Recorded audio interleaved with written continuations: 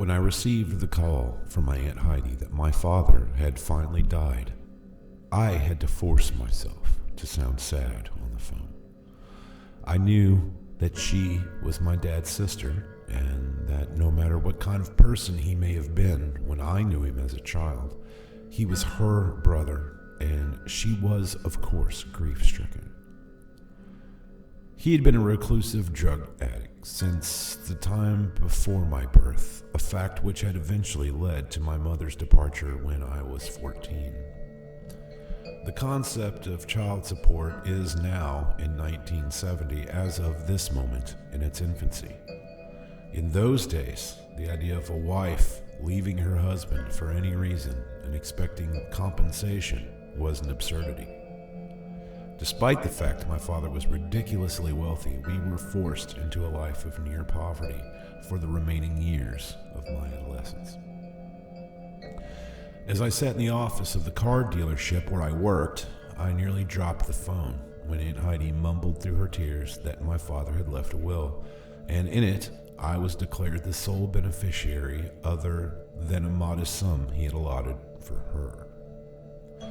I thought of Mom dying penniless in a hospital from an illness that could have been easily treated had she had the money to afford the care.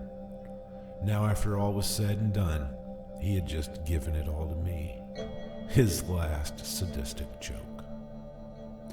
"You'll have to come to Denver for the reading, Nikolai," she said, whimpering. "You can stay with us if you like, but you'll probably prefer a hotel." There was a note of bitterness in this statement, as we had not actually spoken since I was a child, and her invitation was the equivalent of inviting a complete stranger into her home. I told her that I would need some time to get things in order, but I should be able to make the trip within the month. "Have you any thoughts on what you want to do with the house?" she asked nonchalantly. As possible, I guessed she had an interest in the old place, but commented that I really had no idea yet. The thought occurred to me that I should just give it to her, but I wanted to know exactly what I was dealing with before I began doling out generosities. I told her that I would call soon and begin making arrangements. With that, the call ended.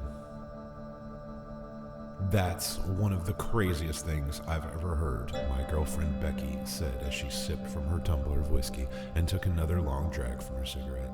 Becky was one of the strangest girls I'd ever met. She had been raised by her hippie older sister after their parents had died in a car accident when Becky was 5. She had spent many of those formative years living in a commune of flower children, and the effects on her development had been radical. She was a free spirit if ever I had met one, but her complete lack of responsibility and practical sense was at times in the least taxing.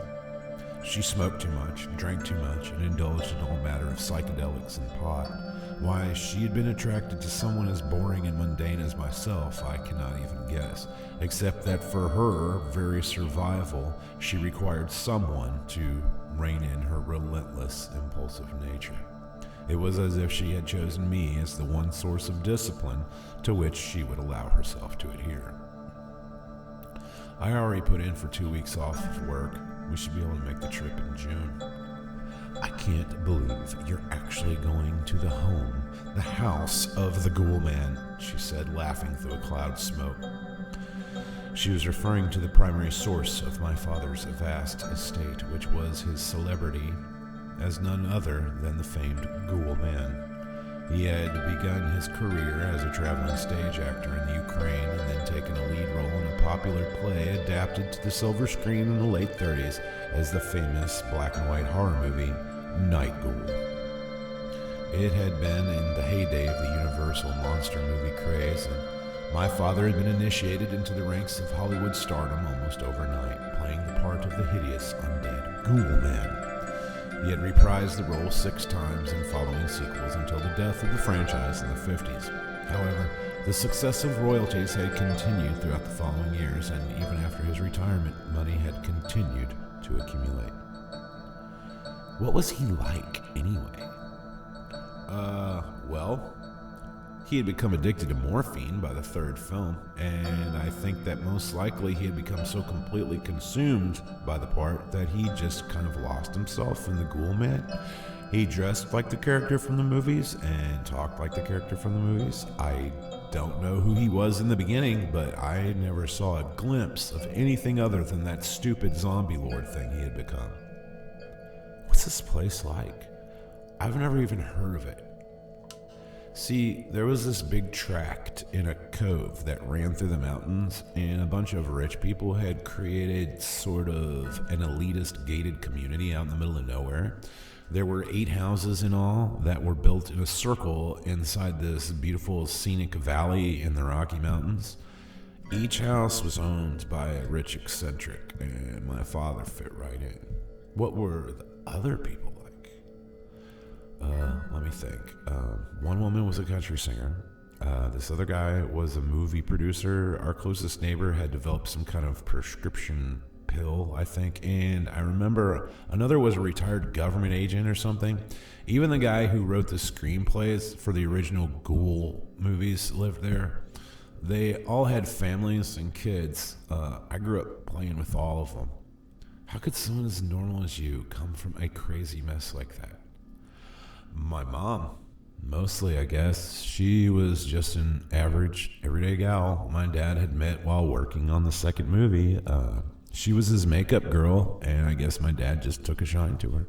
He didn't have any idea what she was getting into when she married him. By the time she realized he was a nut job, she'd already had me and didn't want to leave.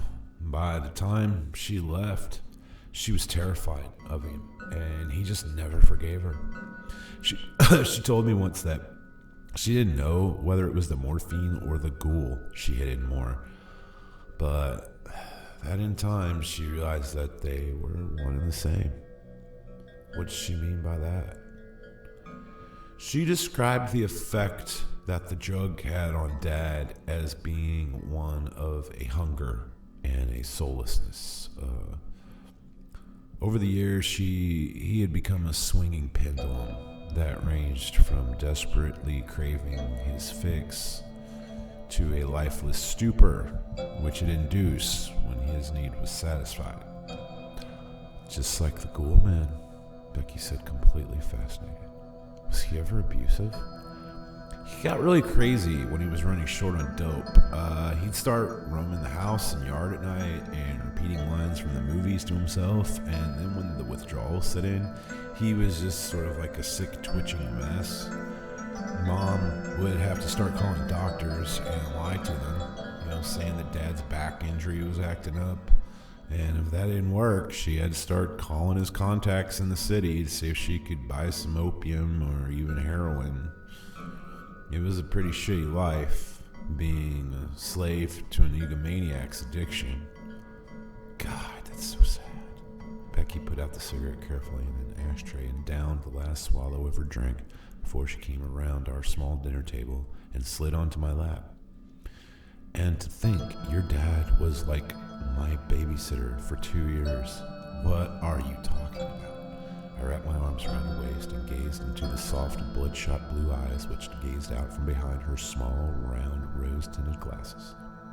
Well, when Sissy finally left the commune and started working nights as a waitress, I was by myself all the time, since she couldn't afford anyone to watch me.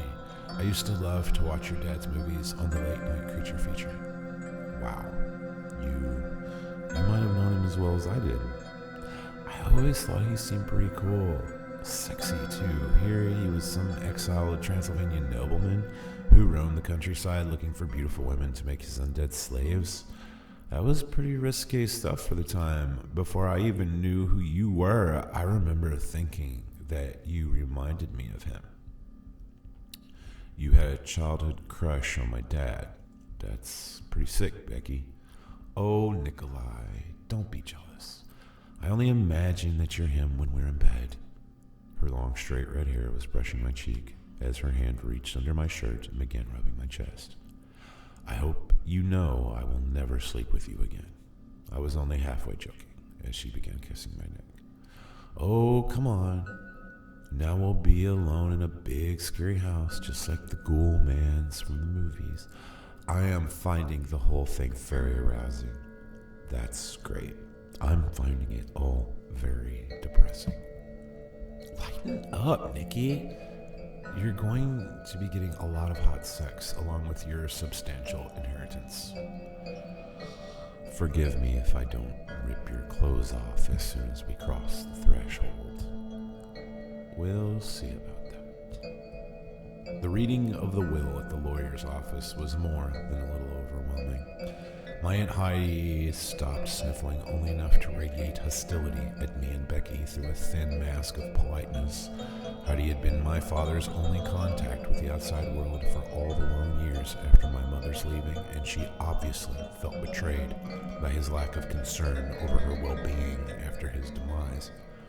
He had provided her with a trust fund, which would dole out somewhere in the area of $20,000 a year for the rest of her life, but this was nothing in comparison to the massive sum he had bequeathed to me in the form of all his assets and property. I truly felt pity for her, but at the same time, remembering her coldness and dismissive attitude towards my mother and me before and after the divorce, I was not moved to tears by her plight. I was given a set of keys and a folder of papers which detailed the accounts and holdings which were now irrevocably mine. The drive out to the valley was pleasant. It was warm summer, and after several hours taxing the transmission of my Chevy Monte Carlo SS through the winding mountain roads, we found the turnoff leading to the 8th House Valley. A little more than a gravel path barely wide enough for 2 cars, it took us into a low forest which crusted the surrounding hills in red rock formations. The sky was an unbelievable blue over the green tops of the pines, elms, and birch as we approached the ornate black iron gates which stood open as we rolled slowly down into the valley, breath taken by the wondrous scenery. The community was spread out along the oval drive and completely visible from the top of the hill. Each unique house, complete with walls of their own, was set around a crystalline, shining lake, fed by a stream running down from the cliffs of an effacing mountain. As we drew closer to the first estate, Becky pointed at the enormous stone-covered plaque by the entrance, which was etched with the image of a single number 1. They all have one of those? I commented. 1 through 8, and Dad's was number 8. Isn't that really unusual? She said as she stared at the long brick wall. Yeah, but it's the only thing the houses have in common. This was all one big consensual project, and all the houses were built more or less at the same time. All these people knew each other and had agreed on the layout of the community before building ever started. So they just all got together and were like, hey, let's build all our houses together in the mountains. Rich people. Go figure, huh? All these places are like little resorts. If you could get behind those walls, you'd find pools and little parks. All except for Dad's house.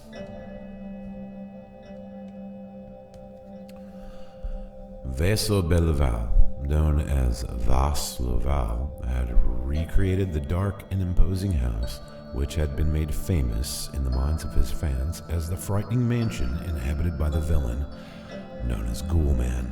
To see the peaks of the rising gables over the gray stone wall from the road was like driving casually into a color version of the classic horror film. Good God, Nikki, how the hell could you live in a place like that? It looks like a cutout from a soundstage. And if you think it's homier or normal on the inside, you'd be sadly mistaken. He had all the furniture and decor designed to match the ghoul house to the point of absurdity. A lot of the props from the actual movies are in there too.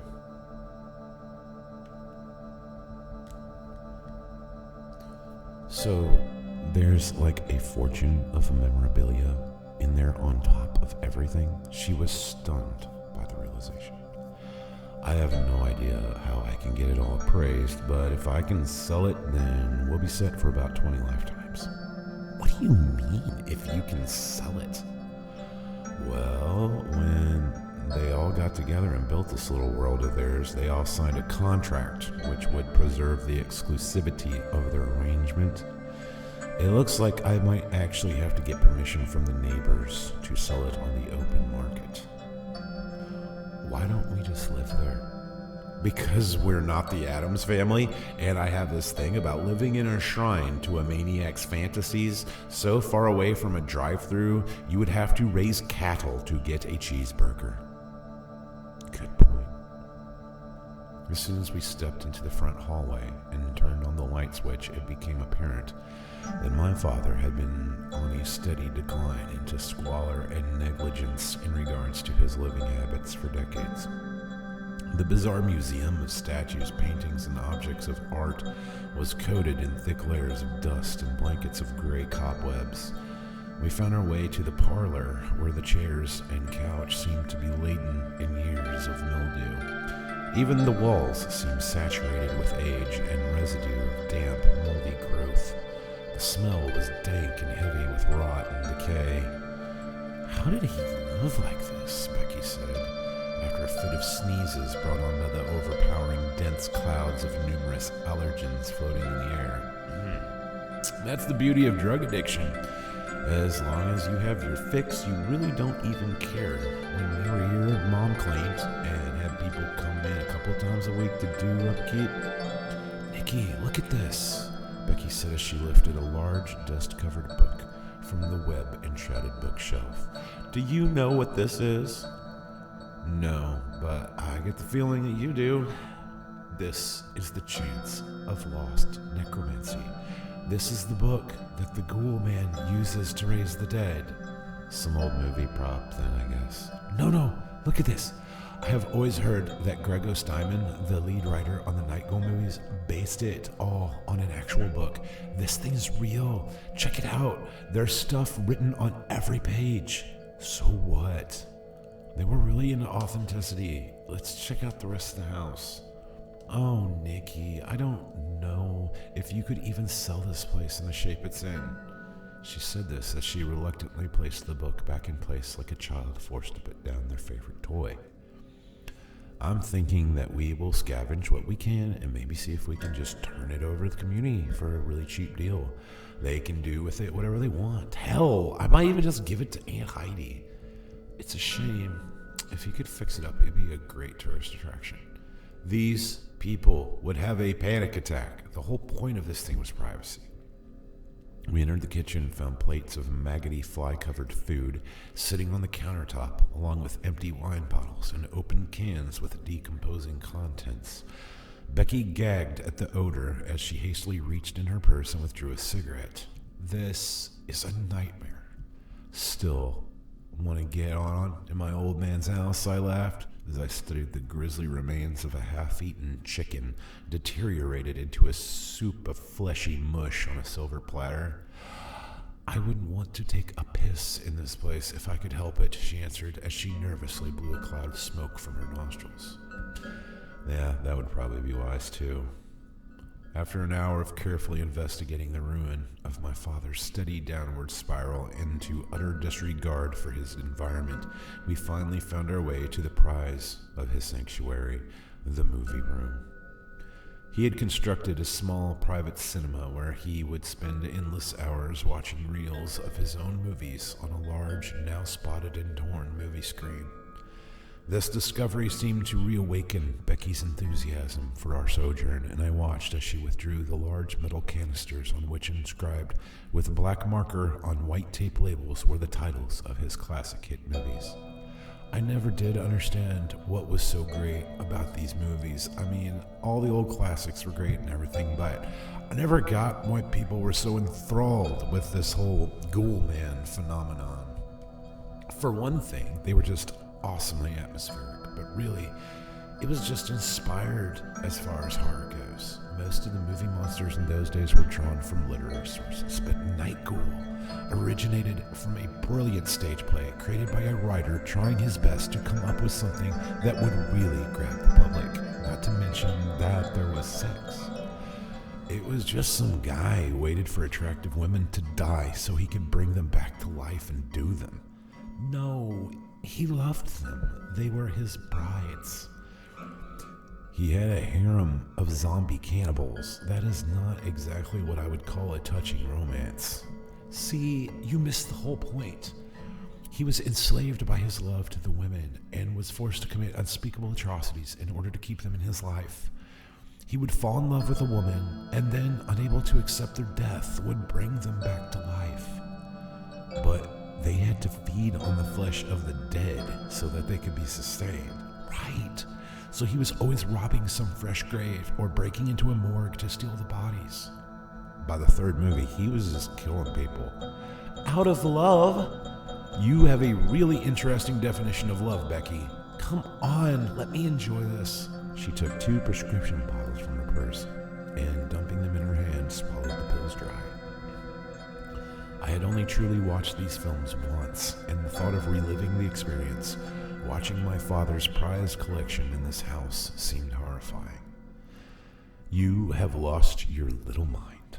Please, come on, Nikki, do it for me. She was grasping the canister to her high, round bosom like a bouquet of flowers awarded at a pageant.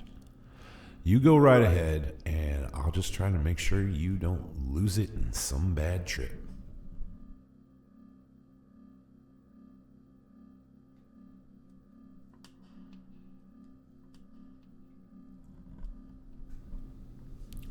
The room seemed to melt away as the music started and the credits of the film began to run in stylized swirling letters over the snowy, soft white of the screen. The movie began in a dimly lit study as a young man with an eerie resemblance to myself perused an open tome that would later be revealed as a volume of ancient incantations. Really realizing that I was seeing my father for the first time since the day my mother had loaded me into a black sedan and drove us from this very house, I shuddered. It was like looking at a ghost. As I watched, I saw the ghoul man, whose character name was Cesar Dalka, look up from his studies and stare directly at me. The effect was chilling as I fought to remind myself that he was in fact looking at the young actress who was entering the scene. Holy crap, Nikki, Becky exclaimed in an excited whisper. You look just like him. He was about the age I am now when he made this, I answered as I became aware of the sensation that I was indeed watching myself in the movie. As we watched the film wind on into the building climax when Cesar digs up his first bride from the cemetery during a violent thunderstorm, Becky had begun to show the effects of the pills she had taken. Her pupils had become huge black orbs, and her hands were shaking slightly as she chain-smoked and dropped the butts carelessly onto the floor. I just never imagined I would be here in this house, she said breathlessly with a manic smile. It's like I'm in the movie. Maybe we should just go, I said calmly, taking her hand and trying to communicate my inner turmoil with a distressed expression, but to no avail. No, we can't.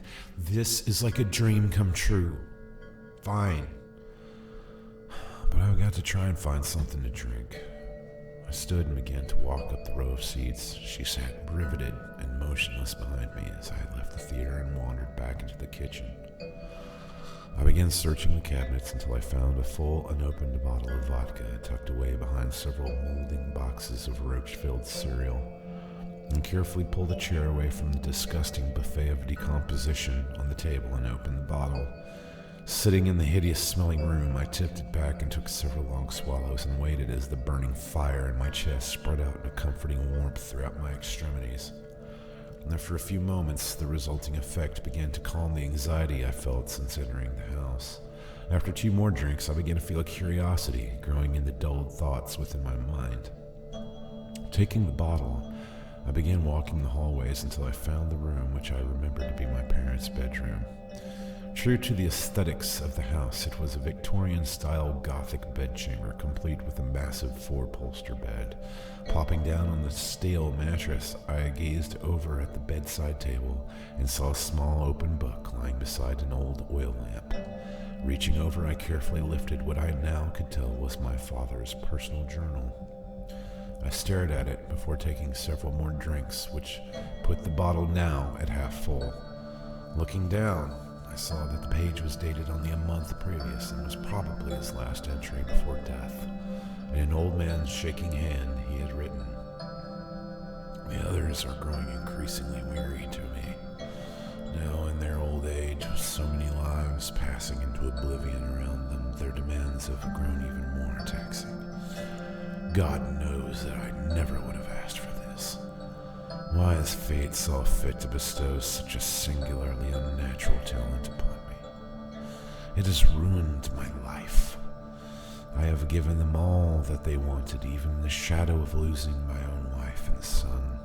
Why could she not understand that this is my calling, my duty? Oh, the price for such an ability. I weep now, with the knowledge that nothing natural or real can ever be mine to possess. It is all for the best. Maybe my dear Nikolai will know the joys of a family in a way that has been so robbed of me. Heidi complains that she is having more and more difficulty dealing with the people in the city who supply." Suddenly I was drawn from my reading by a sudden sound outside the room. "Becky, is that you?" I called as I let the journal slip to the bed and I walked to the doorway. I peered out into the dark hallway and once more heard a silent rustle and soft footstep.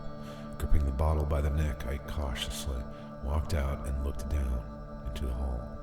Creeping across the floorboards, I made my way back towards the parlor, and as I entered, I saw them. The group stood silent and hunched with age in the large musty room, dressed in the dark clothes of mourning. Their aged faces gazed at me with looks of mixed anger and determined nervous dread. "What are you all doing?" And before I could finish, I caught a blur of movement to my side as something was brought crashing down on the top of my head. Still conscious, I was dragged over to a chair and roughly shoved down. I heard a click and felt the cold metal muzzle of a pistol against the back of my head. A very old but very familiar elderly man stepped in front of me and gazed down at me with shrewd green eyes. I now recognized him as Greg Stein, the original lead writer of the Night Ghoul series and the owner of the Sixth House. He was smiling with thin, kernel-like yellow teeth.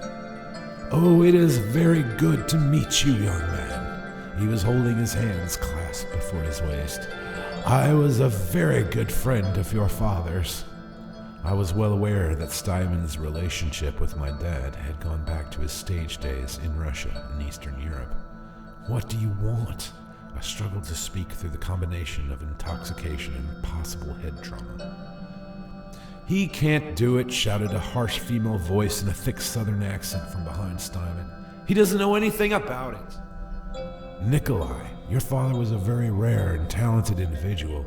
Over the years, he performed a service for our families, for which he was highly esteemed and rewarded, I might add. You may not be aware of this, but it was we who convinced him to leave you all this in his will, in hopes that you might come here to join us and perhaps take his place."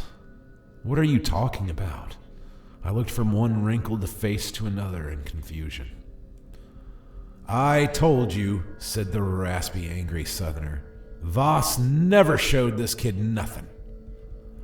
"I did not think that he did," Steinman said quietly, as if thinking out loud to himself.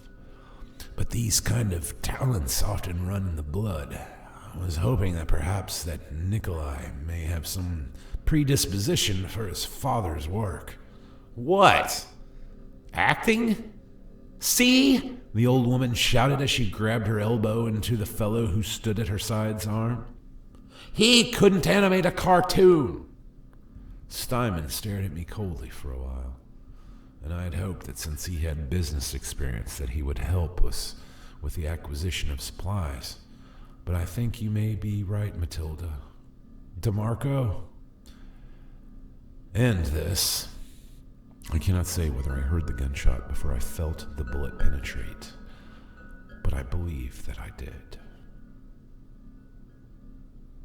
I awakened in darkness, lying cold and stiff on a dirty stone floor. As my eyes adjusted to the pitch blackness, I could see that I was on the floor of a cell in what had to be some cellar or basement. I crawled onto my hands and knees as I reached out and felt cold iron bars before me. Then in the darkness, I heard a door open and saw light floating towards me.